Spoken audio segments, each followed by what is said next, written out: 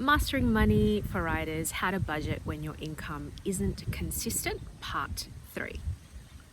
Hi again. If you landed on this page and don't know much about this blog series, I recommend starting from the introduction or at least part 1 before continuing. Because by now you should have the following figures. 1, your lowest monthly income. 2, the amount you need to cover your critical monthly expenses. But let's get into this next step. Chapter 3, work out your discretionary monthly expenses. This section should be easy, yet at the same time eye-opening, maybe disconcerting, because we will finally understand where all our money is going, see expenses we perhaps didn't even realize existed or forgot about. So attack this in 2 stages.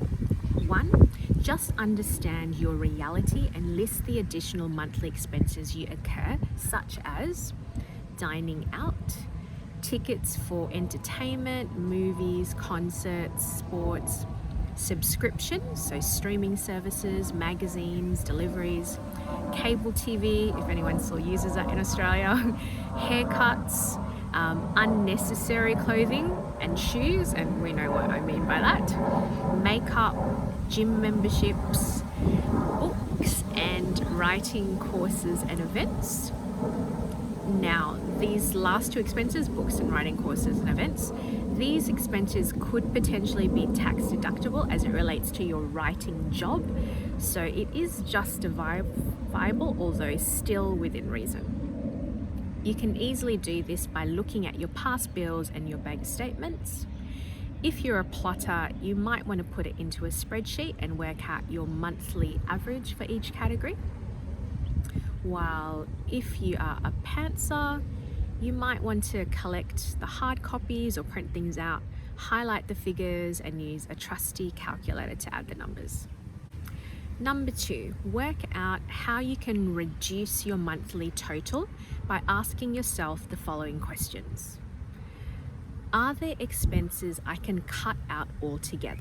For example, subscriptions you forgot you signed up for and rarely use? Are there any expenses I can cut out temporarily until the month when I'm getting more work or money? For example, remember, many subscriptions are not locked in contract but allow you to cancel anytime.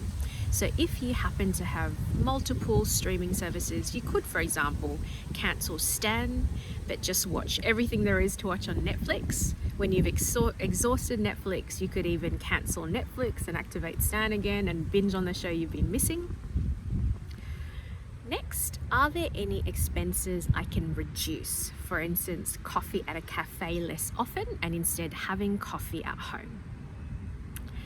Actually, looking at phase 2, I take back what I said above. This section is hard, the paring back part at least. Trust me, I've been here. I don't know why, but when you are used to spending a certain amount of money on a monthly basis, cutting back feels like oxygen is being taken away from you. I remember initially it felt stressful, my body was tense every time I was reminded I couldn't just freely tap and go. Every expense, every bill, anything to do with money was an uncomfortable experience. The hardest part though was the social aspect, feeling too embarrassed to say, sorry, I can't go to the movies every week like before because I'm struggling financially. Why is it that there is a shame attached to admitting you are in tough financial times, even though it's not always your fault, especially if unexpected things happen like COVID-19? There must be some unspoken rule we've absorbed in our upbringing to hide the difficulties, even though the burdens are likely shared by our closest friends in silence. I hope reading this that you realize you're not alone and you will get through this like I have. You'll be able to look back one day soon, feeling a freedom you didn't realize you could feel. Talking about money will no longer make you hold your breath or feel spasms of discomfort because you know you've got control of your finances again.